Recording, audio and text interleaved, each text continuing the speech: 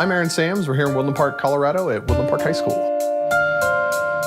Flipped learning, I think, on a really basic level is taking what has traditionally been given in a lecture in terms of direct instruction and shifting that out of the class time and then using that recuperated time more wisely, more valuably to really meet the individual learning needs of students. The way I got started doing this is I just started recording my lessons live for my students who were missing class and posting those online for them as a resource.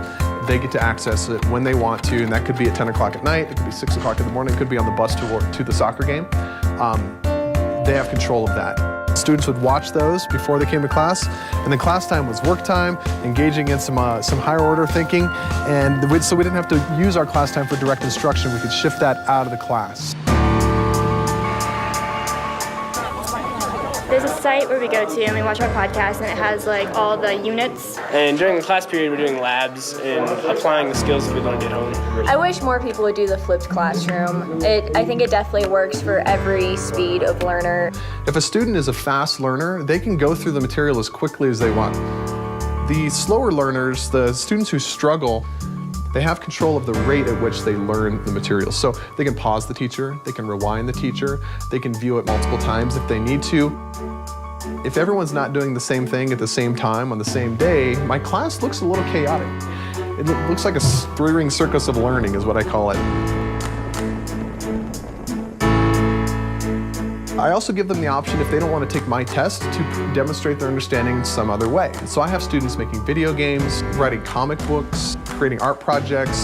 So yeah, the sky's the limit. Whatever they want to do, as long as they can prove to me that they get it, that they're learning, that they understand these things, then it's good enough for me. There's a school in Michigan that has adopted this instructional model for all of their core classes. What they're seeing there is that their failure rates have gone from like in the 40% down to single digits. So that's pretty remarkable there.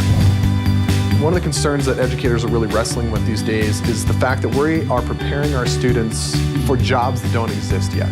And I really see flipped learning as a tool that teachers can leverage to help students learn to think, learn to access information when they need it, and to be able to process it in a meaningful way. So I might not be training my kids for a specific job, but I'm giving them the tools, the ability to think and the process and the problem solve that they will need for whatever they end up doing.